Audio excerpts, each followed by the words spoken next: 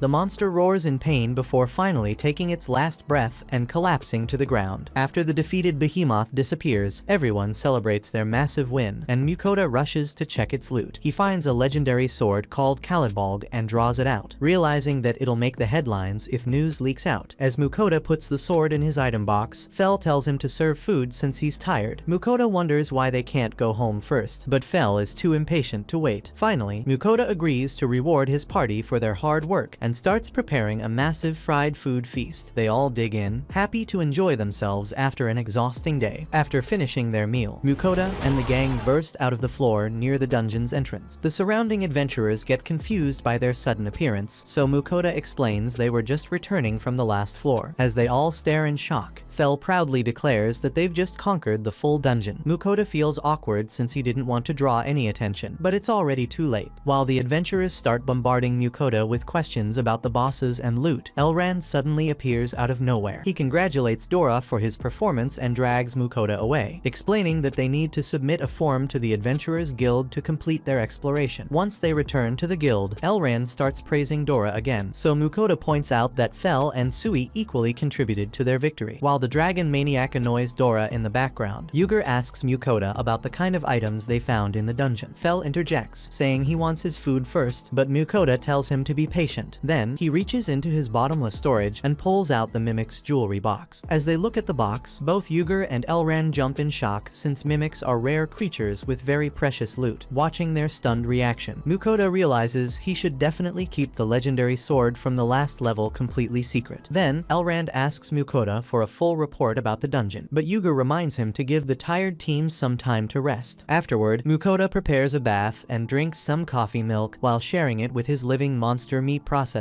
He tells everyone to take a bath after the drink, but Fel refuses to get inside. Mukoda reminds Fel that if he doesn't take a shower, he'll end up stinking worse than a redditor. Mukoda's insult is already too much for the mythical dog, but then Sui and Dora also say he'll look like trash if he keeps this up. Although Fel feels pressured by their persuasion, suddenly, he gets distracted by a noise. Mukoda thinks he's trying to change the subject, but Dora tells him he also heard it. Nearby, two kids are running away from a monstrous orc. Suddenly, the little girl trips, helpless in front of the charging beast. Luckily, Mukoda arrives just in time and sends Sui and Dora forward. The two of them turn the orc into factory meat, saving the little siblings' lives. Soon, Mukoda comes running to check on the kids, but they get terrified after seeing the giant Fenrir behind him. Mukoda tries to comfort the kids and tells them that Fel is just a glorified house dog, which pisses him off. Finally, the kids realize their lives are saved, and they start crying as the shock wears off. This surprises Mukoda, and he tries to comfort them as much as he can. After they calm down, he asks the kids about their names. The boy introduces himself as Daryl and his little sister as Iris. He tells Mukoda they're from Dolan, which shocks him since Dolan is 3 hours away from the forest. He wonders why the kids aren't with their parents, which leaves them silent. They tell Mukoda they'll answer his question if they give them the orc, so he agrees. However, Mukoda wonders how the little children will carry such a large creature, so Daryl reveals he can use his item box skill. The little boy tries to fit the orc through his storage, but its giant body is too big to shove inside. Mukoda tells him he'll help him fit the orc inside, so he asks the kids to explain their story to him. Daryl explains that he and Iris live with their mother in Dolan, while their father was an adventurer. One day, his father went to the dungeon and never returned, so the mother and the kids were left all alone. Although the three of them did their best to survive, their mother fell ill one day. Mukoda wonders if their mother is doing better, so Dylan tells him that they brought her to a priest. Although she felt a bit better after the priest's healing spell, she fell sick again after a while. The priest told the kids he couldn't cure her illness, so they needed a higher level priest from the royal capital. Unfortunately, the little children didn't have the money to call a priest from the capital, so they were left all alone, trying to sell herbs from the forest to pay for their mother's treatment. Hearing their painful story, even Mukoda tears up, while the kids think the orc will finally give them enough money for their mother's treatment. However, Mukoda knows that orcs are just common monsters, so the children have nowhere near enough money. As he wonders how to help the innocent children, their hungry bellies suddenly growl. Fel and the rest of the gang also tell Mukoda they want to eat, so he decides to make them a meal before doing anything else. The kids offer to help Mukoda cook, but he tells them he'll handle it. Thinking they're very good kids, he sends them away to play with Dora and Sui. As the kids play with the monsters, Mukoda decides to give them a real treat. He chops some onions and caramelizes them before frying some cockatrice meat. Then, Mukoda adds some teriyaki sauce to the meat and fries some eggs on the side. After that, he prepares a bun with veggies, cheese, and the teriyaki meat, and completes a mouth-watering burger. As soon as the kids get the burgers, they fall in love with their delicious taste. While they greedily devour the burgers, Mukoda gives them some drinks as well. Meanwhile, Fel gets annoyed that he hasn't received his own portion, so Mukoda gives him a gigantic stack of burgers. After getting their burgers, the group gang also eats their burgers, and everyone gets a satisfied belly at the end. Afterward, as Mukoda cleans the dirty dishes, the kids thank him for his gift. Although Mukoda feels touched by the pure souls thanking him, his pride gets hurt since they called him uncle. Hearing that Mukoda has become his uncle, Fel gets a smug face and taunts him. Sometime later, the children take a nap on Fel's soft fur. Mukoda drapes a blanket over them, feeling bad that the little ones have to work such dangerous jobs for their mother. While the kids sleep, Darl speaks about helping his mom, which tugs right at Mukoda's heartstrings. He thinks about buying his mother's medicine from the online supermarket, but wonders which one to get since he doesn't know her illness. Instead, Mukoda decides to use some high-grade potions, but Fel informs him that potions only treat wounds, not illnesses. This surprises Mukoda, so Fel tells him he needs elixirs for the sick mother. However, elixirs are a rare medicine supposed to cure all illnesses, so Mukoda thinks there's no way he can get them. Then, he remembers Elrand's words that a dragon's blood can be used to create rare elixirs. With this in mind, he gives Sui some of the dragon's liver and blood, then asks the slime if he can create an elixir. After checking the the ingredients, Sui tells Mukoda he can't do it for sure, but dissolves them inside his body to try anyway. As Sui gets to work processing the elixir, Mukoda leaves to make some food for the children's mother. After considering easy to digest yet nutritious meals, he decides to make a healthy meat soup. First, Mukoda chops the veggies and meat for the soup before stir-frying them all together. Then, he adds the water and broth before pouring in some soy milk as well. Once the ingredients are added, Mukoda cooks them until the soup is done. Holding the pot of hearty soup in his hands, Mukoda thinks it'll be a great treat for the kids and their mom. Nearby, Sui gets done with the elixirs and gives Mukoda 3 bottles of them. Dora wonders if Sui could even create a real elixir, so Mukoda checks its stats. After taking a look, he finds out that the bottles truly contain rare elixirs for all illnesses, which leaves him completely stunned. Overjoyed, he praises his living factory for the good work and runs off to the kids with Fel. He tells them they're going back to Dolan and puts them on Fel's back for the ride. Once the kids are on, Mukoda gets on top of Fel and reminds him to go slowly for the children. Fel nods and starts running at a graceful pace before speeding up to give the kids a fun ride. A short while later, they reach Dolan and the kids celebrate their ride. As Mukoda starts pulling out their orc from their storage, they remember selling it at the guild to pay for the priest's service. However, Mukoda tells them he found a rare medicine that can cure their mom, which gets them excited. He tells them he can't give them the precious medicine for free, so they feel a bit scared. Mukoda then says that since he's a merchant, they need to trade something for this medicine. Darryl asks him how much it costs. Mukoda tells them that only a giant monster like the orc can pay for his rare medicine, so they happily agree to exchange it. Once they agree, he gives Iris the medicine before gifting them the pot of soup. As the kids feel relieved that their mother's going to be okay, they start crying. After calming down a bit, Darryl tells Mukoda that he'll grow up to become a merchant just like him. He feels inspired to use his item box skill for his goods and make good deals just like Mukoda. The little boy's fierce determination brings even Mukoda to tears, and he wishes both kids the best of luck. Afterward, the kids thank Mukoda for his help and leave happily, while Mukoda feels glad he could help them. Then, he remembers that they were just returning from clearing the dungeon, so he decides to throw a celebration party. Before cooking, he checks everyone's levels and finds out that they've gained a massive amount of them. The best of them is Sui, who has quadrupled his level from a tiny 22 to an incredible 88. Seeing that his pets have grown so much, Mukoda takes a look at his own stats. Unfortunately, he's still about as strong as a broken twig, but finds out that his online grocery skill has gained 1 level. After clicking on the grocery skill, Mukoda sees 2 new tenants, which gives him the option to choose between 2 specializations. While Mukoda gets confused by the options, Fel and the others get curious. They ask him what he's doing, so Mukoda tells them he doesn't know which skill tree to pick. Fel tells him to pick the burger skill, but Sui likes sweets more, so Mukoda chooses the sweets option. Fel gets angry that Mukoda just tossed his opinion into the trash like a used tissue, but Mukoda reminds him that he's a pig for sweets. Anyway, as the new sweets menu opens up, everyone starts drooling over the premium cakes in front of them. Mukoda picks a few options and orders a big box and takes out a takeaway box from it. After opening all of the takeaway boxes, Mukoda lays out a bunch of premium cakes and pies on their dinner table. Then, he gives everyone a slice of each, and they all dig in with gusto. While his familiars chomp away at the delicious cakes, Mukoda tells them he's got some lovely custard pudding as well. He places the jiggly pudding on a plate for them and takes out a cream roll for himself. As Mukoda downs some black coffee with the cream roll, Fel judges him for drinking the bitter liquid. Mukoda defends his choice, saying that the coffee's bitterness goes great with the cream's sweet taste. Meanwhile, Sui and Dora demand more pudding, but Mukoda tells them they'll turn into Americans if they eat too many sweets. Then, he suddenly realizes he forgot something, and Ninrir starts screaming at him through telepathy. While she throws a hissy fit at Mukoda for forgetting her offerings, the rest of the powerful gods also feel impatient. However, Mukoda completely ignores them and remembers the 2 kids, feeling bad that they can't taste the exquisite sweets. The next day, Elrond throws a feast for all the adventurers to celebrate the dungeon's conquest. Mukoda watches, stunned as Elrond carefully instructs each of his employees to process the various ingredients. He realizes just how much time the busy guild master has been taking out for him, but wonders if Elrond has completely forgotten him. Suddenly, Uger enters the room and angrily asks Elrond why he isn't doing his job. While the elf gets terrified, Uger scolds him for goofing around instead of completing a report and finishing Mukoda's tasks. Elrond Elrond meekly tells Ugur he was just raising everyone's morale, but he drags him away to finish his real work. After bringing the guild master to Mukoda, Ugur tells him they'll take care of his work. Then, he turns to Marcel and tells him to continue making food. As Mukoda watches Ugur drag away the guild master like a naughty toddler, he realizes just how strict he is. Afterward, Mukoda and the party sit in a private room. There, Ugur tells Mukoda there's a problem with one of the items he gave them, and shows him a storage bag. As Mukoda opens the bag, he finds it packed full of hundreds of precious gems. Since Mukoda didn't think a storage bag would already have items inside it, he never opened it. Even Fel is surprised that the bag came with items, and Elrond confirms that it's very rare for a storage bag to have items in it by default. Holding the precious dungeon gems, he explains that the guild cannot afford to buy so many of them at once. While Elrond feels upset that he got scolded for buying the Earth Dragon materials, Ugur tells Mukoda that the Merchant Guild has requested a trade for the gems the Adventurers Guild cannot buy. Recalling the Merchant Guild's rules, Mukoda notes that they usually dislike direct trades. However, Ugur tells him that this is because the guild does not want its adventurers to get scammed by the merchants, since the Adventurers Guild is officially handling this transaction. Ugur thinks there's no problem doing a direct trade with the merchants. Then, he asks Mukoda if he has any experience in judging an item's value, but he shakes his head. Seeing how inexperienced he is, Ugur offers to visit the Merchants Guild with him to get the best price for his goods. Suddenly, Elrond offers to visit the merchants instead, saying that Ugur needs his free time since he's so busy. However, Ugur immediately sees through his act and yells at him for skipping work once again. He firmly tells Elrond to stay back and do his job, or else he'll sell his most precious item. Shocked, Elrond tells Ugur he'll never let him sell his precious dragon fang even if his life depended on it. Finally, Elrond agrees to stay behind, but Mukoda's bottomless stomach pets get hungry. Mukoda asks Ugur if they can eat before visiting the Merchants Guild, and Ugur tells him to meet him again in 2 hours. Since 2 hours isn't enough, Mukoda decides to buy food instead of cooking everything from scratch. The group walks through the streets, and Fel gets interested in some grilled meat. Mukoda stops at the meat stall, but the poor owner gets terrified of all the hungry pets behind him. After reassuring the owner that the monsters are his familiars, Mukoda asks his pets how much food they want. Fel and Sui think they can easily skin 30 of the meat skewers, while Dora decides to go for 15 instead. After getting all their orders, Mukoda tells the stall owner to make 76 skewers. Shocked by the massive order, the man decides to give Mukoda a discount. However, he refuses to accept the discount, knowing his giant monsters are blocking the poor man's business anyway. Soon, the man hands over the first batch of skewers, so Mukoda hands them over to his familiars. As they eat the grilled meat, the group notice that it's not as good as Mukoda's cooking. Despite that, they enjoy the meat's taste since it has its own unique flavor. Seeing them enjoy the meat, Mukoda takes a bite of his own skewer. He thinks that the charcoal produces a great texture and flavor, and wonders how good his own precious monster meats would taste when grilled. Then, Mukoda realizes he can put even more delicious seasonings on his meat from the online supermarket and gets excited to do a barbecue. However, he doesn't have a barbecue grill, and the online grocery store doesn't sell one either. As he thinks about what to do, Mukoda gets the idea to make Sui create a grill for him. Unfortunately, Sui hasn't seen a grill before, so he wonders how he'd make it. Soon, everyone gets done cleaning their plates, so they all head to the Merchants Guild. While they're waiting in the guild with Ugur, the Merchant Guild Master, Adriano, comes to greet them. He invites everyone to a private room, but Mukoda hesitates, wondering if his terrifying familiars should stay outside. Adriano insists he bring them along, so Mukoda agrees. Once inside the private room, they meet the guild's appraiser, Ruslan. Once they sit down, Ugur presents a briefcase full of the dungeon gems. Seeing the gems' bright luster, both merchants stifle a shocked gasp. Ruslan takes a ruby and observes it carefully, shocked by its quality. After looking at the rest of the gems, he declares that they're all jewels of the highest quality. Ugur nods and shows him the mimic chest. As Ruslan's gaze falls on the chest, he takes out an imperial topaz gem from it, amazed to see one with such a bright glow. Both merchants stare in awe as they examine the shiny gem, knowing it will sell for an absurd amount. Hearing the merchant's praise, even Mukoda is surprised that they're rating his goods so highly. After evaluating their value, Adriano offers Mukoda a total of more than 7,000 gold coins. The price leaves Mukoda stunned and impressed, and he's about to accept the deal until Ugur suddenly stops him. Since he has some knowledge about rare items, Ugur reminds the merchants that their imperial topaz is a rare item that sells for huge profits to collectors. He also points out that that even though all their mimic gems are top quality and perfectly symmetrical, the guild still low-balled the price. While the merchants realize they've been caught, Uger tells them he won't even consider their pathetic bid. Since they're trying to trick a member of his adventurer guild, he threatens to cut off the relations between their two guilds, so the merchants start panicking. They finally reconsider the price and raise their offer to over 9,000 gold coins. Mukoda asks Uger if the amount is fair, and Uger is finally satisfied. With his approval, they sell the gems for 9,500 gold coins. Mukoda then thanks Uger for saving him the extra 2,000. After finishing the deal, they return to the Adventurers Guild, where Elrond acts like he could have gotten Mukoda 10,000 more gold coins if he had gone with him. Since nobody takes him seriously, he quiets down. Then, Elrond asks Mukoda to show his guild card. As he takes out his card, Elrond quickly swipes it and replaces it with a golden card. Mukoda wonders what he just did, so Elrond explains that he promoted him to a rank for conquering the dungeon. Uger explains that Mukoda can now directly accept quests from the kingdom with his new rank, but the pansy man doesn't want to go through so much trouble. He quickly begs Elrond to demote him back to C rank, but the guild master informs him that a rank adventurers get 10 free meals at the guild's high-quality restaurant, as well as permanent in discounts, and the ability to accept quests of any rarity and rewards. Hearing that they can take new quests to hunt for exotic meat and materials, Fel instantly tells Mukoda to accept the promotion. Feeling the pressure from both sides, Mukoda finally accepts his fate. Afterward, he returns home and fires up the magic stove. Dora asks him what's for dinner, so Mukoda tells him he's cooking some ground meat, while the group celebrate their upcoming meat buffet. Mukoda finishes taking out the ingredients. As he takes out the ground meat from his storage, he recalls that his old meat grinder broke apart. Thankfully, Sui managed to create a mithril meat grinder for him, so he ended up making tons of ground meat with the new machine. Since he has so much to spare, Mukoda decides to make giant loaves of roasted meat. First, he puts some breadcrumbs in milk to soften them. Then, he chops some onions before sauteing them in a pan. After the onions are ready, Dora adds some mixed vegetables to continue sauteing. Once the mixture is done, Mukoda adds it to his ground meat before adding whisked eggs and seasoning to the bowl. Then, he kneads the meat into a ball and layers his roasting trays with bacon strips. Once the bottom is ready, he stuffs the trays with ground meat before adding his veggies and eggs in the middle. He then stuffs even more meat on top of the veggies and folds the strips on top once the loaves are completed. Finally, Mukoda covers the trays with aluminum foil before putting them in his oven to cook. After a while, he takes out the cooked meat and tests it with a toothpick to make sure it's cooked. Since the meat is ready, he makes some sauce with butter, ketchup, and chuno sauce. After cooking the sauce in his pan, he cuts the loaves into strips and drizzles the sauce over them. Finally, the meat loaves are done, and everyone gets ready to dig in. As his familiars eat, they chomp away without sparing a minute to talk. Seeing them enjoy the food so much, Mukoda thinks it must have been cooked perfectly. He takes his own plate and takes a bite, instantly falling in love with the rich food. Afterward, everyone stuffs themselves full, and Mukoda thinks about giving Uger a gift for all his help. Knowing that Uger has a wife and kids, he decides to get some premium sweets for his family. After ordering the sweets, Mukoda checks them to make sure they don't boost the stats too much. Meanwhile, Ninir feels outraged that Mukoda is ordering so many precious sweets without giving her a single one. While she screams that she'll make him pay, the others discuss that his new skill tree has increased the quality of items he can buy as well. Thinking about all the exotic goods they can get from Mukoda's world, they start planning which ones they want to get from him. The next day, while Elrond slaves away at his desk, Mukoda offers a basket of baked sweets to Uger. He takes the basket, but notices a girl's face on one of the cookies. Mukoda tells him it's just a symbol, but Uger thinks that the girl might be a princess from his country. He wonders if it's okay to eat such precious sweets, but Mukoda reassures him it's fine. Finally, Uger happily accepts the gifts, thinking his wife and kids would love the sweet treats. Later, Fel asks Mukoda what's for lunch, but he reminds his greedy dog that he just had breakfast half an hour ago. Fel claims that he's just checking the menu, but Mukoda reminds him that he's the one who has to cook all their king-sized 5-star meals. Dora gets panicked, thinking he won't get Mukoda's treat for the day, while Sui also says he loves his masters cooking the most. Mukoda reassures his familiars he'll cook for them, but explains that he just wants a break since he's tired of cooking every day. As Fel asks Mukoda how he's going to cook on a break, he realizes he didn't explain it correctly. Then, Mukoda reveals that he just wants to grill some barbecue for the day since it's easier than cooking fancy dishes. Fel thinks about his offer for a bit before accepting, so Mukoda wonders how he'll grill the food without the equipment. Later, he tries asking a blacksmith to create a custom grill for him, but the dwarf kicks him out, screaming that he makes weapons, not kitchen tools. After that failure, Mukoda asks Uger for help, but Uger explains that Dolan's blacksmiths are very proud of their weapon-making skills because their city is full of powerful adventurers. Now, Mukoda understands why he was kicked out, and Yuger tells him that dwarves are just stubborn people in general, but they're also unhealthy drinkers. The mention of alcohol gives Mukoda an idea, and Yuger confirms it, saying he might be able to convince a dwarf to make the grill if Mukoda gives him some good booze. Then Yuger gives Mukoda additional payment for the dungeon items he sold, which he accepts before leaving to make lunch for his gang. After giving his gang a nice bowl of wyvern rice, he opens up the online grocery. Looking through the options, Mukoda thinks it's better to give the dwarves something strong to lower their guard. After deciding on whiskey, he orders a box full of high-quality whiskey. After that, Mukoda visits a dwarf called Ales. The dwarf asks what kind of weapon he wants, but Mukoda explains that he just needs a cooking appliance and shows him a blueprint of the grill he wants. Although the item looks quite intricate, Ales dismisses him and tells him to leave the shop. Despite Mukoda's pleas, the blacksmith keeps walking away, so he decides it's time to use his secret weapon. He asks Ales if he likes alcohol, and the dwarf stops in his tracks, so Mukoda pulls out a bottle of whiskey. Right after Mukoda opens the bottle, the alcohol's aroma instantly catches Ales' attention. Before Mukoda can even discuss anything with him, Ales snatches the bottle away and pours out a cup to try it out himself. In an instant, he falls in love with its flavor and asks Mukoda how he got it, knowing that he's got the dwarf hooked. Mukoda acts like it's a super rare alcohol he got from an exotic island and offers to pay him 5 bottles of it if he makes him the grill. Mukoda's tempting offer finally convinces Ales, so he agrees to make the grill if Mukoda gives him 10 bottles of whiskey. Eager to get his barbecue as soon as possible, Mukoda happily agrees. While Ales starts chugging the bottle, Mukoda asks how long it will take to make the grill, and Ales tells him to come back in 3 days. Then Ales reminds him that the materials will cost 350 gold coins, so Mukoda nods and leaves. After returning home, Mukoda feels amazed that dwarves would do literally anything to get their hands on alcohol. Then, he remembers that certain powerful gods also like their booze a bit too much, and realizes he hasn't sent them any offerings in a long time. As soon as Mukoda remembers, the gods start screaming at him through telepathy. While they all discuss his punishment, Mukoda expresses his guilt and apologizes for forgetting. However, his sincere regret is not enough to calm their wrath, so Mukoda asks them to calm down and speak one at a time. First, Ninrir asks him about the tenant's skill upgrade and demands that he hand over an entire bakery's worth of premium cakes. Next, Hephaestus tells him he gave Ales a nice booze to make Mukoda's grill extra special. He reminds Mukoda that the next time he gets a new tenant in his store, he might also unlock a liquor shop as an option. While Mukoda wonders what other exotic items he can unlock by leveling up, Hephaestus tells him that his next tenant option will become available at level 40. So both Vagon and Hephaestus tell Mukoda to level up as soon as possible, but Mukoda shakes his head since that would require lots of hard work. At that moment, Agni suggests that he enter the dungeon to level up faster, but Mukoda doesn't like the idea. Just then, Kisharl steps in and reminds her drunkard friends that it's better to have Mukoda choose a drugstore since that would give her plenty of cosmetic goods. While Mukoda feels relieved he doesn't have to become an alcoholic, Rusalka thinks he should choose a seafood market instead. Hearing them all plan ahead for his grocery store, Mukoda tells the entitled gods he's not going to grind hours of his life just to make them happy. However, they keep pressuring him to do it, so Mukoda threatens to return their blessings so he won't have to send them any more offerings. Ninrir almost faints from the shock, while Rusalka and Vagon realize they're being too impatient. Even Hephaestus admits that he was thinking about his own feelings instead of Mukoda's. Then, Kisharl reminds them all that they still need an apology gift for the number of times Mukoda forgot his offerings. As compensation for his shortcomings, she tells Mukoda to increase the amount of money he spends on their offerings. Excited to get more supplies of treats, the rest of the gods agree, so Mukoda accepts their generous offer. Once they all agree to let him stay at his current level, Mukoda asks them what they want for their next gift. First, Ninrir asks him to buy every single cake listed on the bakery, so Mukoda reminds her he's not a billionaire since she settles for choosing some of the best cakes instead. He shows her all the options. As the menu opens up, Ninrir finds it hard to decide which cake she likes more. Mukoda suggests just getting some of the cakes from the start, so she decides to go in a sequence. Then, he opens up the cosmetics section for Kisharl, while the rest of them wait impatiently since she takes too long to pick. Mukoda just picks a good item for her, so Agni butts in next. She demands a few drinks, and Rusalka tells Mukoda that she wants the same cakes Ninrir received. Finally, Hephaestus and Vagon take a look at all the goodies available. Once everyone has finished ordering, Mukoda piles up their order boxes and sends the offerings to them. While they all rejoice, he feels tired of all the yapping he was forced to go through, since the gifts ruined Mukoda's mood mood, he decides to make something special for dinner. After going outside, he pulls out a giant cockatrice and rubs it with spices. Once the meat is covered with seasoning, Mukoda takes out some packets of frozen pilaf rice and stuffs the meat with it. Since the rice overflows from the bird's body, Mukoda sews the cavity shut with some skewers. Then, he ties up the bird's feet to keep it in shape, before putting oil on the rest of its body. Finally, he puts the stuffed bird into the oven and waits until it's roasted properly. While waiting for the meat to cook, Mukoda asks Sui to make some larger glasses and bowls for him. After depositing the mithril material into Sui, his slimy body starts whirring while it produces the new cutlery. Soon, Sui produces the finished cutlery, while Mukoda also finishes his roasted bird. Seeing the giant bird on the table, Fel and Dora start drooling, while Mukoda cuts it open to serve them the meat with rice. Soon, they all dig into the food, eagerly biting into the crispy meat. Fel thinks that the meat is good enough on its own, but the rice feels heavenly after being cooked in the meat and oil. Mukoda nods, but warns the gang to watch out for any sharp bones. After the main course, he takes out some puddings for dessert. Sui and Dora devour the pudding, and Mukoda wonders what to do next since he doesn't have any immediate goals. Before he can think of anything, he sits down and falls asleep from exhaustion. Meanwhile, as the gods chow away at their treats, Vagon asks Hephaestus how they should deal with Mukoda's refusal to level up. Hephaestus also wonders what to do, so Vagon suggests secretly giving Mukoda a special skill. Since Mukoda won't realize he's got the skill, Hephaestus agrees to give it to him in his sleep. Soon, Vagon points towards Mukoda's image, which secretly gives him the double experience skill. 3 days later, Mukoda visits Ailes to get his grill. As he enters the shop, the greedy dwarf immediately asks him for the alcohol, so Mukoda gives him a full crate. Once Ailes accepts the alcohol, he takes Mukoda to the back of his shop to show off the grill. It immediately pleases Mukoda, who realizes it's much bigger than it was in his blueprint. Ailes explains that Mukoda's design didn't have much capacity for holding charcoal, so he modified it for a larger area and tastier barbecue. Surprised, Mukoda asks if he should increase the payment, but Ailes keeps it down to 300 gold coins. Since he loves Mukoda's gift, Ailes tells him he doesn't mind gifting him a better product than he paid for. Then, he asks Mukoda how he'll transport the giant grill, so he explains that he has an item box. Mukoda wonders if he can test the grill first, so Ailes allows him to try it out right outside his shop. This surprises him, so Ailes reminds him that he can modify the grill if Mukoda encounters any problems using it. Fel also thinks it's a great idea to try the grill now since it'll mean a quicker lunch for him. Soon, they move the grill outside, where Mukoda takes out some meat for a barbecue. As he puts the giant slabs of meat on the grill, Dora and Sui get impatient to try it out. Mukoda reminds him that since it's a grill, he can't adjust the flame as much, so he needs to be more careful with the meat. While Mukoda focuses on his meat, Ailes puts some sausages on a free spot on the grill, explaining that they're his special homemade sausages. He offers to let Mukoda have some, happy to enjoy another treat. Mukoda offers his own barbecue to Ailes in return. Soon, Mukoda's meat is done grilling, so he cuts it into slices before plating it for everyone. Fel is the first of the group to take a bite, immediately demanding his favorite garlic sauce with the barbecue. Then, Mukoda tells Ailes to try it out, offering some wasabi sauce as a dip. As soon as Ailes takes a bite, he enjoys the treat, thinking that the wasabi freshens the oil's stickiness. Seeing him enjoy the soy sauce, Dora and Sui also dip their meat into the sauce before eating it. While the others eat, Ailes reminds Mukoda to try some sausages. Mukoda happily accepts and takes a bite, instantly enjoying the juicy flavor. Then, Ailes takes out his drink to have with the meat, so Mukoda takes the bottle from him. Quickly, he pulls to the side and takes out his mithril glass for a tastier drinking experience. Before pouring the drink, Mukoda cools the cup with fresh ice to chill it. Once the cup is cold, he fills a portion of it with the drink before adding some soda water to it. Then, he stirs the drink around the ice and garnishes it with some lemon before presenting it to Ailes. As Ailes drinks the special cocktail, he finds it absolutely delicious. Looking inside, he wonders where Mukoda got the crystal clear ice and fizzy soda water and even a mithril cup. Mukoda is surprised that the dwarf actually recognized mithril, so Ailes explains he's the best blacksmith in the entire city. Then, Ailes sits down to finish the rest of the drink, wondering how a master foodie like Mukoda conquered their city's dangerous dungeon. Mukoda wonders how he knew about him, so Ailes explains that everyone in Dolan knows about his great achievement. Surprised, Mukoda looks at his monster teammates, wondering if it was a good idea to attract so much attention with their stunts. A few days later, Mukoda tells the party that he's planning to leave Dolan. Fel doesn't mind, but tells Mukoda to visit the dungeon one last time before leaving. However, Mukoda reminds him that their dungeon stunts are the reason he needs to leave the city since they've gotten too famous. Fel realizes he's right, so he asks if he can just go on a hunt alone to get some meat, since Mukoda knows he's been itching to get more monster meat. He allows Fel to do it. Dora also decides to join Fel for practice, so Mukoda tells them he'll make some more sausages while they go hunting. Mukoda then asks Sui to help him cook while the other two are out. Happy to help, Sui jumps into his arms, and Mukoda gets ready to make some delicious sausages. Before Fel and Dora leave, Mukoda gives them a bottomless bag to store all the monsters they hunt. He reminds them that they won't be able to process the meat before reaching the next town, so they shouldn't hunt too much. Both of them nod and leave, so Mukoda starts cooking with Sui. He asks Sui to make a special nozzle, then heads out to place an order for a few supplies from the online supermarket. First, Mukoda grinds some meat using a machine before prepping some sheep intestines for the dish. While the intestines desalinate, he adds some seasonings to the ground meat and kneads it all together. Then, Mukoda adds the cooling nozzle to a piping bag and adds the meat inside. Then, he wraps the nozzle with the sheep intestine lining and uses it to squeeze out the meat into wrapped sausages. After completely stuffing the intestines, he shapes the sausages into a nice shape, ready to cook. Afterward, Mukoda starts grilling all the sausages, satisfied with how well they're cooking. Once a sausage is done, he takes a bite and thinks it's made perfectly. Watching him eat, Sui gets excited to try it, so Mukoda gives him the rest of the sausage. Soon, Dora and Fel return from their hunt, upset that Mukoda started eating without them. He mentions that he was only tasting the food to understand how it was prepared, then proceeds to ask them how their hunt turned out. Fel tells him that he had a good hunt, but there were some monsters he couldn't fit into the bag. As Mukoda takes a look, he finds a giant tiger and a rhino monster butchered nearby. He reminds Fel he wasn't supposed to hunt too much, but the greedy dog tells him he just grabbed these monsters since they got in his way. Mukoda sighs helplessly before offering the cooked sausages to the hungry duo. As Fel and Dora both try a sausage, Sui keeps devouring them like a proper machine. Since everyone is enjoying the sausages, Mukoda decides to try one for himself. Since the sausage tastes so good, he orders a drink from the supermarket to go with it. After lunch, Mukoda and the gang prepare to leave Dolan. Both Yuger and Elrand escort them outside the city, so Mukoda feels embarrassed for burdening them. Elrand feels sad that they're leaving so early since he wanted to spend more time with Dora, but the poor dragon is creeped out by him anyway. Although Mukoda nervously laughs off Elrand's crying, the elf suddenly grips his shoulders. With an intense stare, Elrand reminds him to bring back any dragons he hunts to him for proper processing, and Mukoda assures him he'll rely solely on his services. Since Elrand also knows Mukoda intends to visit the Great Ocean, he even tells him to bring back a literal leviathan. Mukoda wonders if even Fel is strong enough to defeat a leviathan, so Fel tells him he has only defeated one in his entire life, surprised that he can actually do it. Mukoda sighs, but tells Elrand they'll only hunt the leviathan if they encounter one by chance. However, Elrand ignores his warning and starts fantasizing about butchering an entire leviathan. Watching him drool over his fantasies, Yuger tells Mukoda to ignore the deranged man and leave before he says something even more unhinged. Afterward, Mukoda leaves with the gang, stopping during their travels to have dinner and sleep. As the days go by, they soon reach a new city called Nahoth, where the guards all get hostile after seeing Mukoda and his gang of murder pigs. Luckily, Mukoda has a shiny new rank guild card from Elrand, which gets him the guards' trust. Once the guards allow him to enter, Mukoda visits the city's guild master, Gorin. Surprised to see Mukoda's legendary familiars in person, Gorin welcomes them and puts out some tea. Once they sit down to enjoy it, Gorin asks Mukoda if he'd be interested in taking a few of their tougher, high-ranked quests. Mukoda agrees, so Gorin tells him he's got two requests. First, he reveals that some carnivorous evil plants are wreaking havoc around their town's forest, so Mukoda will need to eliminate them. Then, he also asks Mukoda to take down some Cyclops monsters, since they've been plaguing the city's digging sites. Understanding the requirements, Mukoda asks his familiars if they can handle these monsters. Fel and Dora feel so bored with these weak monsters that they don't even consider them a problem. Seeing how confident everyone is, Mukoda offers to hunt the monsters the very next day. However, since he currently doesn't have anywhere to stay, he tells Gorin he's searching for a proper rental house to use during his time in the town. Gorin suggests visiting the Merchants Guild for better information. A little while later, Mukoda takes a map and walks over to the town's Merchant Guild, where he hands them a letter of recommendation from Gorin himself. Before long, the Merchant Guild's vice master, Domenico, comes out to welcome him. After giving his introduction, Domenico asks Mukoda whether he requires a larger house to fit his familiars. Mukoda nods and mentions that he'll only need it for about a week. When he offers to pay a generous amount for the rental, Domenico presents him with a list of 3 available places he can check out. As Mukoda looks over the 7-room, 10-room, and even a 13-room house, he wonders which one he should rent. Domenico suggests taking the 7-room house since it's large enough to support his pets while also being near the town's center. later. He also explains that the 7-room house is a luxury place equipped with a special kitchen, magical cooling room, and a tub, so Mukoda immediately decides to get it. Later that evening, after getting the keys to his new place, Mukoda enters the lavish mansion. While his pets appreciate getting a real house to sleep in instead of a stable, Mukoda feels a bit awkward since he has never lived like a celebrity before. Not long after, once they've settled into the living room, Mukoda walks over to the kitchen to check it out. Wondering what to make, he decides to get some potatoes and onions to cook in peace. Mukoda then gets some carrots and other spices before beginning to prep his meal. After taking out a slab of meat, he decides to make some homemade curry. First, he chops some onions and softens them in a pot. Then, he adds the meat, potatoes, and carrots. Once the ingredients are added, Mukoda pours some water for the curry and takes out any waste floating up. Then, he adds some nice curry stock into the pot, stirring it around to dissolve all the flavor. While Mukoda cooks the curry, the monsters all scooch over, curious about the new smell, since none of them has eaten curry before. Mukoda introduces them to the special dish. After plating out the cooked curry with some rice, he offers dinner to everyone. Even though they're all a little hesitant about tasting the new flavor at first, the moment the meat processors take a bite, they start digging in like crazy. While the curry feels a bit spicy, they continue shoveling it down their throats since it just tastes too good. Since Mukoda was worried they'd get put off by the spices, he feels glad that his monsters are enjoying the curry without a problem. Soon, they all finish their current plate and ask for seconds, so Mukoda plates out another portion for them. Once the monsters are devouring their second serving, Mukoda sits down to have his own dinner. Tasting the sweet and sour curry, he thinks he made a good decision to keep the spices at a medium level. After a while, everyone finishes their dinner, satisfied with the food. Once they're all done, they check out the mansion's big bath, excited to have the giant bathroom. Mukoda decides to take a bath every day. Meanwhile, Fel snoops around the corners, hoping not to get noticed, but Mukoda tells him to take a bath anyway. Although Fel tries to protest, Mukoda reminds him that he hasn't cleaned up in a while and the curry will start stinking on his fur, so he agrees to get clean. Since Fel hates stepping into the bath, he just sits on the floor while Mukoda scrubs him clean. The mighty dog enjoys getting car washed by his favorite slave, getting the soap lathered all over his fur. Once the soap is on, Mukoda asks Sui to bring him some hot water. After getting his body washed, Fel tries to creep out of the bathroom, but Mukoda reminds him to get his greasy face clean. Soon, Mukoda washes off the curry remains from Fel's stinky face, so Fel thanks him by shaking off all the water into his face. After drying himself up, Fel starts walking away in his handsome glory, ready to take a giant nap befitting a Fenrir-shaped pig like himself. Traumatized from Fel's bathwater blast, Mukoda and the other two finally get into the bathtub to clean up. After taking a nice, long soak, they all go to the bedroom to rest. Sui invites Mukoda to sleep beside him, prompting Mukoda to climb onto the king-sized bed and settle in for the night. The next day, the party heads out to the forest to hunt the evil plants. Mukoda asks Fel if he can sense the plants, so he tells him that they're all scattered throughout the area. Since the plants are scattered, Mukoda decides to split their party into two groups to get the job done quicker. Mukoda tells Dora and Fel to handle the plants deeper in the forest, but Fel wonders if he'll be fine on his own. Mukoda reminds him that he's going to be with Sui, which leaves him feeling disappointed that he won't get to hunt with Fel and Dora. Mukoda tells Sui that he can hunt all the plants he wants, but he just wants to travel with him for protection. Once Sui agrees to go with him, Mukoda gives Fel a bottomless bag to store any magic stones dropped by the evil plants. After Fel and Dora leave, Mukoda takes out a spray bottle, wondering if it'll help him defeat the plants. Thinking about his secret plan, he starts grinning like a creep, but Sui stops him at a strange area. Mukoda notices some broken trees scattered around the area when, all of a sudden, some bushes start rustling, and an evil plant pops out of the bushes. So Mukoda tells Sui to get ready for the fight. Sui quickly jumps and absolutely melts the poor plant, so the rest of its family comes out to avenge it. However, Mukoda decides to brutally finish them all using some powerful store-bought herbicide, which decomposes the plants alive. Watching the entire family erased from existence, Mukoda celebrates his new weapon. Soon, even more evil plants come out to attack them, but Mukoda and Sui pluck them all out like weeds. Once they defeat the giant horde, Sui warns Mukoda that a giant plant is approaching them. Just then, a huge, three-headed evil plant boss appears from the forest. It quickly sends its roots to attack Mukoda, so he repels it with the herb spray. However, the spray is unable to deal enough damage, so the plant completes its attack. Although Mukoda narrowly dodges the attack, he gets knocked to the ground by the movement. Then, the monster's three faces lunge to attack him, but he manages to wither their faces with more spray. Seeing that the spray is still effective, Mukoda focuses his attacks on the roots and finishes off the giant plant. Afterward, he counts all his spoils of war with Sui. While Sui wonders if Mukoda is okay, day. Fel and Dora soon return from their hunt. They tell Mukoda that although there were a lot of evil plants, they were able to defeat them all easily. Hearing this, Sui feels disappointed since he wanted to spray a lot more of his pew-pew lasers. Since they're all itching for more fights, Fel suggests hunting the Cyclops as well to complete both quests. Although Mukoda feels shocked, he is left completely helpless since everyone else is so eager. Sometime later, the group reaches the digging site where Fel and the gang obliterate all of the giant Cyclops. A little while, Mukoda heads back home, where everyone takes another bath. As they step out, Fel notices that Sui has evolved again. Surprised, Mukoda opens up Sui's status, realizing that he's now classified as a huge slime, with a new skill called Giganticize. Mukoda asks Sui if he feels any different, so the slime tells him he can now grow to a giant size. Pleased, Mukoda tells Sui they'll test out his new form before heading to the Adventurers Guild the next day. Then, he checks Fel's stats. Noticing that he hasn't leveled up much, Fel reminds him that they need to explore the ocean dungeon since he can only level up against stronger monsters, which leaves Mukoda a bit scared. Then, he checks Dora's stats, finding out that he gained some levels as well. Fel then tells Mukoda to take a look at his own stats, and when he does, he's shocked to see that he gained quite a few levels this time. Mukoda wonders if he leveled up because of the evil plants, but then realizes that he has a new double exp skill. Shocked, Mukoda wonders where he got the skill from, and recalls that the entitled Sky Brats wanted him to level up so they could have more treats. Enraged, he swears to chew them out for toying with his skills the next time they call him. The following day, Mukoda and the group head out to a wide, open field to test Sui's newly awakened Giganticize ability. Once they arrive, Mukoda calls out to Sui, who hops out of his bag in his usual cheerful way. After Sui emerges, Mukoda asks him to give his new power a try. Before doing anything, Sui warns everyone to back up and keep their distance. Dora scoffs, thinking Sui is overestimating how large he's actually going to get, but Mukoda insists it's better to stay careful, especially since none of them know what kind of effect this ability might have. Once everyone steps back, Sui starts inflating in front of them like a balloon. As they watch, the group feels stunned as Sui becomes bigger than Godzilla himself. Even Fel is shocked since he has never seen a slime so big, so Mukoda thinks Sui must be something truly special. Fel also finds Sui's massive growth strange, especially considering he's only 3 months old. That makes Mukoda question whether all the otherworldly junk Sui has been eating from his online shop might have caused some kind of evolution in his body. Meanwhile, Sui happily bounces around, thrilled with how strong he's become. Everyone panics and tells Sui to calm down, so he finally shrinks back to his normal size. Sui then tells them that he can shift to any size as long as it's between the gigantic and normal range. Dora praises the slime for its talent, and Sui jumps on top of Mukoda's bag, saying that it loves fitting inside it. After Sui's test, Mukoda decides to make some lunch for everyone. He takes out his kitchen table before cutting some fresh okra. Then, he takes out some pre-cooked rice and meat boxes and plates a simple dish with the okra and some eggs. Despite the dish's simplicity, everyone digs in. Fel complains about the lack of exquisite flavors, but Dora thinks the dish tastes good enough on its own. Meanwhile, Sui enjoys the taste of fried eggs on top. Once Fel finishes his serving, he asks Mukoda for more meat for the next one. Then, Dora and Sui return for more, so Mukoda reminds them to leave some for him as well. A little while later, they bring back the quest monsters to the Adventurers Guild. There, the butcher, Horus, inspects the Cyclops meat and feels surprised that they killed the monster without damaging its corpse. Goran asks him how long it'll take to process the whole monster, so he tells him it'll take 1 day. Goran then tells Mukoda he'll get the quest rewards ready, and Horus suggests exploring the city while he waits. Mukoda agrees, mentioning that he also wants to pick up some proper utensils to finally replace his cheap plastic ones. He asks the 2 locals for any good shops nearby, so Goran gives him a map of his personal favorites. With the map in hand, Mukoda first visits the Ida Trading Company. The shop's owner is a shrewd businessman who greedily eyes Mukoda's pockets after learning he's an rank adventurer. Afterward, Mukoda heads to the Severi workshop, where he finds useful enhanced utensils created with magic. Once he's done shopping there, he heads over to the Dovan workshop, which sells high-quality, elegant utensils for guests. Later that night, Mukoda returns home with a giant pile of new kitchenware. Although the utensils cost him over 150 gold coins, he thinks the price is worth it for the utensils' quality. Behind, Fel gets upset, so Mukoda asks him if something is wrong. Fel tells him that he wants to enter a dungeon, though Mukoda can't help but question where that sudden desire even came from. Fel explains that it's been a while since he fought any strong enemy, so he thinks he'll get rusty by relaxing too much. Shocked, Mukoda wonders why he changed his mind about going to the sea. He asks Fel if he doesn't want to eat any more sea serpents or leviathans, so Fel tells him that he'd rather pick the dungeon over the sea. Even so, Mukoda Mukoda tries to steer Fel toward going to the sea instead, but the crafty Fenrir immediately seeks backup from the others. Dora and Sui both take Fel's side, leaving Mukoda with no real choice but to give in. Still, he warns Fel that they'll need to take on a few quests first, since it's going to take him several days to prepare all the food they'll need inside the dungeon. Fel agrees to wait, but only if Mukoda cooks him some meat for dinner. The next day, Mukoda visits Horus, who tells him that the meat is ready. He also explains that the guild doesn't have money to pay Mukoda for the monster parts at the moment since they're occupied with another problem. Mukoda doesn't mind, but asks him what the guild is struggling with. Horus explains that an orc settlement has suddenly appeared near the city's forest, but most of their adventurers' parties are exploring, so there's no one left to kill the orcs. Gorin asks Mukoda if he can take on another request from them and slay the orcs. Mukoda asks Fel and the others if they want to actually do it, since the monsters don't mind getting some extra meat. Mukoda accepts Gorin's request. Gorin then takes Mukoda to meet a C-rank party that accepted their quest as well. As they enter the room, he introduces Mukoda to Shadow Warrior, whose leader, Alonso, gets up to greet him. Alonso mentions that even though he has heard of all the rumors about Mukoda, he still feels amazed to see his Fenrir in person. Mukoda smiles, but tells him that Dora and Sui are equally important to him during all their adventures. As Alonso learns about his familiar's abilities, he feels confident that they can clear the orc horde with his help. Once everyone is ready to leave, Mukoda asks Gorin where the orcs are. Gorin explains that the orc spot is actually a day's walk away, which surprises him, since Mukoda is planning to leave town soon. He asks Gorin if he can use his familiars to transport everyone quickly. Soon, Mukoda shows the Shadow Warrior his living bouncy castle, Sui, whose giant size is enough to carry all of them. Once the parties get on top of all the beasts, Mukoda says goodbye to Gorin, and they all rush towards the orc settlement at Mach speed. In just a few hours, they reach the marked spot, but only after giving the poor party members a severe case of motion sickness. Mukoda points to the orc settlement and asks how many there are, so Fel sniffs the air. He tells him that there are around 200 orcs present at the scene, so he can handle them with Dora and Sui. Mukoda turns around towards Shadow Warrior and tells them to just look out for any stray orcs that escape while his murder machines annihilate their families. Although the party feels skeptical, they let Mukoda's familiars go ahead on their own. Then, Mukoda takes out his mithril sword to prepare while the monsters charge towards the orcs. Fel begins the attack by creating earth spikes that pierce through some orcs, while Dora blasts some others with a fireball. Sui then starts gunning them all down with his mini slime machine guns, leaving the Shadow Warrior amazed by everyone's speed. Watching their stunned reactions, Mukoda internally thinks he feels the same way as they. Soon, one of the blasts knocks an orc their way, so Mukoda gets ready to fight it. Even though he has fought stronger monsters in the dungeon, Mukoda feels scared of the brutish orc running towards him. Still, he chops off the monster's arm before piercing through his body with his sword. As the orc falls, Mukoda celebrates his kill, but suddenly, another orc hits him from behind. The orc quickly walks towards him for another hit, but Mukoda distracts it with his stone bullet spell and jumps behind it and finishing it off. After defeating the orcs, Mukoda looks at Shadow Warrior, who has also cleaned up the remaining stragglers. Since all the orcs are down, Mukoda puts them into his storage bag. Then, they all walk to regroup with Fel and the others, shocked by the carnage they just unleashed. To change the topic, Mukoda suggests having lunch before they head back to the guild. A little while later, he finishes preparing a giant pile of juicy burgers. Although the members of Shadow Warrior have never eaten burgers before, they instantly fall in love with the food after a single bite. All of them hungrily devour the food, thinking that their time spent in the quest was all worth it. Even Fel walks over, feeling smug that someone else is appreciating his 5-star food. After lunch, everyone heads back to the Adventurers Guild, surprising Gorin with their quick speed. Alonso explains that their success was mostly due to Mukoda, feeling guilty that he's giving them so much of the reward money. Mukoda doesn't mind sharing the money with them, so Alonso accepts. He tells Mukoda that their party will soon visit another dungeon, so they shake hands to part ways. Later that night, Mukoda decides to cook up a feast in the big kitchen since it's his last day staying in the city. After placing the order for all the ingredients, Sui becomes curious about the large amount of salt Mukoda is using. Mukoda explains that he's planning to make a salt-baked dinner, which makes Sui wonder how that even works. Delighted by his interest, Mukoda tells Sui he can help him prepare the bake. Once Sui joins him, Mukoda rubs a slab of meat with some garlic. Then, he sprinkles on some black pepper before separating some egg yolks and whites into 2 bowls. After getting the egg whites, he pours the salt into the bowl before putting in some fresh rosemary. Once everything is inside, Mukoda mixes everything into one mixture. Then, he puts away the egg whites before covering the meat slab with a bunch of boiled lettuce. While covering the meat, Mukoda explains to Sui that the lettuce will help balance out all the salt he's using. He then sprinkles spreads out the egg white and salt mixture onto a cooking tray and puts the meat on top. After adding the meat, Mukoda covers it on all sides with the salt and egg mixture to prepare it for baking. Watching the white mixture, Sui feels excited, so Mukoda tells him that the salt will trap all of the meat's flavor while it cooks. Then, he finally puts the meat inside his preheated oven to start baking. After a long while, Mukoda takes out the roasted meat slab, which has turned brown from the cooking. While waiting for the meat to cool down, Mukoda decides to make a delicious sauce with the egg yolks. As Sui celebrates his favorite eggs, Mukoda adds a bunch of mustard to the eggs. Then, he asks Sui to blend it together, so the happy slime whirs it all in an instant. With the sauce ready, Mukoda tells Sui to call Dora and Fel for their special dinner. Soon, the two meat enthusiasts walk over and get confused by the strange white meat chunks in front of them. Suddenly, Mukoda starts whacking the meat with a stick, which cracks the outer salt and lettuce layer to reveal the perfectly roasted meat inside. Seeing the tender and juicy meat, everyone starts drooling for their upcoming feast. Mukoda starts slicing the roast meat into strips, explaining how he cooked their dinner to the latecomers. After plating together all the strips, Mukoda pours the egg sauce all over them. Once the food is ready, everyone sits down to eat. Fel takes a bite first and enjoys the perfect salty taste. Dora thinks that the meat is also perfectly soft, while Sui enjoys his beloved egg sauce. After watching everyone's reactions, Mukoda also takes a bite, instantly approving the meat's superb taste. He feels glad that he wrapped the meat in lettuce since the salty taste feels perfectly balanced out. In a short while, everyone finishes their food, so Mukoda orders some deluxe desserts to finish their feast. He gets a whole strawberry shortcake for Fel, while ordering delicious sundaes for Dora and a chocolate cake for Sui. As everyone cheers, Mukoda tells them all to dig in as a reward for their hard work. The next day, Mukoda finally receives his quest rewards for all the evil plants and cyclops he hunted. As Mukoda puts the money away, Goran asks him if he's headed to the sea. Mukoda nods, so Goran tells him to visit their small town anytime he wants. He smiles and accepts their offer before leaving town, headed towards the sea with his rowdy bunch of eaters. After a few days, they finally reach the ocean. Watching the salty shoreline, Mukoda sighs in nostalgia. Fel wonders why he's so excited for a massive puddle of salt water, so Mukoda tells him that he has many pleasant memories about the beach back on his world. Still, Fel thinks that the sea is just a giant pool of ocean monster meat, so Mukoda stops him from hunting. Then, he tells Fel to take him to the ocean town of Berlind. After some time, they enter the town, where Mukoda finds the markets completely empty. One of the shopkeepers there explains that a kraken has been terrorizing their shore for the past few days, so no one can go out to fish. Afterward, Mukoda visits the city's adventurers guild, where he meets the guild master, called Marks. Marks laughs, surprised to see all of Mukoda's powerful familiars. He explains that Goran informed him about his arrival and takes Mukoda to his private room. There, he wonders if Mukoda knows their town's situation. Mukoda nods, so Marks explains that they tried to hire a B-rank party to take out the kraken. However, they were too scared of the monster's power and refused to accept the job. Knowing that Mukoda isn't a rank adventurer, he wonders if he can take care of the job for him. Before Mukoda can decide, Fel accepts the job in his place, since his greedy belly requires kraken meat. Surprised, Marks wonders if krakens are even edible. Fel eagerly confirms that they are, so he hesitantly accepts his word. Mukoda tells Marks he'll head out for the mission soon, but he asks about the Merchants Guild since he needs a place to store all his goods. Marks agrees to write a letter of introduction to the Merchants Guild for him, and soon, Mukoda gets a gigantic mansion, even larger than his previous one. Inside, he gets a nice view of the ocean straight from his bedroom, so he thinks the high price is worth it. After that, Sui and Dora head outside to explore every part of the house, so Mukoda takes the opportunity to start preparing dinner while they enjoy themselves. After going to the mansion's kitchen, he starts ordering some ingredients to make hayashi rice. After ordering the spices and ingredients, Mukoda picks minotaur meat to serve the dish with. First, he slices the meat into strips before chopping some mushrooms and onions. Then, he sautés the onions in a heated pan before adding salt and pepper to the meat. After that, Mukoda cooks the meat for a bit and adds the mushrooms to it. Then, he adds water to the pot and skims off any slag. After cooking the meat a bit more, he tears some chunks of roux and adds them to the mixture. After mixing the roux with the meat, he pours the gravy all over a plate of rice and garnishes it with some boiled broccoli and cream. Once the food is done, he calls Sui and Dora to come inside and eat. After everyone gathers at the dinner table, Mukoda explains that he made a dish similar to the curry rice they ate last time. Soon, all of them dig in, and Fel thinks that the gravy is great. As always, he thinks that Mukoda should have added more meat. Meanwhile, Dora appreciates the unique taste of the mushroom gravy, while Sui enjoys how tender the thin meat is. Watching them eat, Mukoda smiles before tasting his own serving. He He instantly falls in love with the dish, thinking that the broccoli perfectly complements the gravy and the meat's taste. Soon, everyone finishes their first portion, so Mukoda quickly replaces it with another full plate. After dinner, Fel and Dora lie down from exhaustion. However, Sui asks Mukoda for some cake. Mukoda wonders how he could still eat more after all the food he just stuffed. But suddenly, Fel and Dora also start demanding dessert. Mukoda knows that they need to hunt a kraken soon, so he indulges their request. Excited, the monsters start demanding all the desserts they love, and he soon orders them. As they begin eagerly digging into the desserts, Mukoda reminds them that he's going to give them a bath afterward to wash all the sugar off of them. The next morning, Mukoda heads out to the city's harbor, which is completely peaceful. Since the kraken lives farther out in the sea, Mukoda asks Fel how he plans to take care of it from the land. Fel explains that the last time he fought a kraken, he simply used lightning magic from the top of a cliff to strike it down. Mukoda points out that there's no cliff near this beach. Fel also realizes he's right, so he starts thinking of a strategy to find the kraken. Mukoda remains silent, but starts screaming at him for acting like he'd handle the guild master's request like some sea monster professional. Fel refuses to accept his mistake and claims that he can defeat the kraken if it appears in front of him. So Mukoda thinks about getting a boat. However, when he asks all the sailors to lend him their ship, they all refuse him with a bunch of excuses. While Mukoda and Fel wonder what to do, they find Sui and Dora effortlessly playing out in the sea. This gives Mukoda an idea, and he asks Sui to inflate to his giant size. Soon, they all ride on Sui's giant back and sail out into the open sea. While surfing, Mukoda feels grateful that he's got his own living all-terrain vehicle. After sailing out a good distance, Mukoda wonders when the kraken will appear. Fel tells him that he can sense the monster's presence, so they should soon encounter it. Surprised, Mukoda tells Fel to guard Sui at all costs. Then, Dora wonders if the kraken is getting closer, so Fel tells him it's almost there. Soon, the water starts bubbling under them, and Fel warns everyone to be on guard. Finally, the kraken's giant tentacles appear above the water, shocking everyone. As Fel tells everyone to feast their eyes, Mukoda gets terrified of another huge monster wrapped in the kraken's tentacles. Fel explains that the other monster is a sea serpent, which is fighting a battle against the kraken. Soon, the kraken and serpent start fighting each other, completely ignoring Mukoda's group floating nearby. Fel tells Dora to take care of the sea serpent, saying that he'll take out the kraken on his own. Dora agrees and releases a lightning bolt, with Fel immediately following up by firing a powerful thunder sphere of his own. When the attacks explode into the sea monsters, the smoke prevents the party from seeing what happened. After the smoke clears, both monsters fall into the sea before floating up lifelessly. While Mukoda feels stunned that they smoked those gigantic monsters so easily, Fel explains that their tangled bodies made it easier for the electricity to kill them. Meanwhile, Sui feels upset since he didn't get any action, so Mukoda tells him he's got another job for him. Soon, Sui lifts up the dead monsters for Mukoda, but he struggles to untangle their heavy bodies. Then, Fel notices something else behind them, so he warns Sui to get away from the monsters. As soon as Sui backs off, an even bigger sea monster rushes out of the water to eat their prey. While Mukoda and the others scream at Sui to run away, the big slime gets mad at the monster for stealing his precious food. He quickly fires his water jet at the massive creature, instantly ending its free trial of life. After the red monster falls dead, Sui celebrates his victory. Fel notes that no more sea monsters are approaching them, so Mukoda decides to scan the new one. As he scans the monster, he finds out that it's called Aspidochelone. Although Mukoda feels confused by the giant worm's weird name, he notes that its meat is top quality. He wonders if his skill is showing the meat quality because of a level up, and stores all of the precious S-rank monsters away. Back in the city, Marks feels surprised that Mukoda has already gone out to hunt, since he expected him to prepare for a few more days. He then realizes that Mukoda's party is already back, so he asks them what happened. Mukoda explains the situation, and Marks feels truly amazed that Mukoda's group could effortlessly hunt the giant Aspidochelone. Fel starts bragging about his own skills, but Marks wonders how they even went to the sea without his boat. Hearing this, Mukoda wonders if he prepared a boat for them, and he confirms. Marks then gets up to go outside, saying that he can't process the giant sea monsters in the small building. Sometime later, Mukoda pulls out the sea kraken outside the guild's building. While the guild's butchers marvel at the giant corpse, Marks informs them that there are still 2 more monsters to go. Marks warns the butchers to be quick with the meat, and Mukoda asks him for a favor. Marks wonders why Mukoda is giving the kraken to his men, so he tells him that his familiars can't eat so much meat in one day. Then, he announces to the butchers that they'll all eat the kraken together, so they all start to process it quickly. After a long while, the sailors finish skinning the kraken and cutting its meat into cuts. Marks asks Mukoda how to begin cooking, so he tells him to wait for a bit. While the sailors wait, Mukoda goes to a hidden corner to order all his special ingredients. There, orders a few barrels worth of vinegar, mirin, soy sauce, and ginger to pair with the massive amount of kraken meat. Once the sauces are ready, Mukoda wheels the barrels over the sailors, and they all start rubbing the soft meat with the special sauce. After the meat is properly covered with the sauce, Mukoda thinks it's time to cook. Marks points out that they'll need a lot of fuel to cook something this big, so Mukoda tells him he's got it covered. Then, he lobs a fireball at the kraken meat, setting it all on fire. While Marks feels impressed, Fel tells Mukoda that this pathetic flame will take 10 business years to fully cook the giant kraken. He then unleashes his own scorching flame, which cooks the entire thing in a few minutes. Once the kraken is ready, Fel and the others think it smells perfect. Soon, Marks tells all his men to feast on their spoils of war, so they all start hacking away at the kraken and plating their own portions. Mukoda brings over some meat for his own party before taking out some mayo shichimi to add some special flavors. After adding the sauces to their plates, he finally serves the meat to everyone. While his familiars chow down on the tasty feast, Mukoda tells Marks and his men to try out the special sauce as well. While the uncultured men fall in love with the meat's heavenly taste, Mukoda enjoys his own skewer. As everyone eats, the sailors thank Mukoda for defeating the kraken. After praising him for restoring their livelihoods, the sailors all surround Mukoda to have a good time. Sometime later, Fel and the others go to sleep with a full belly. Meanwhile, the sailors all set out to sea, full of energy from their hearty meal. As they sail away, Mukoda praises the men's incredible stamina for going out fishing despite the exhausting party they just had. Marks thinks that such stamina is only expected of a sailor, and tells Mukoda that he'll have a great time exploring their fish market once the men return. That was episode 11. Subscribe to not miss the next part and watch the next video on screen.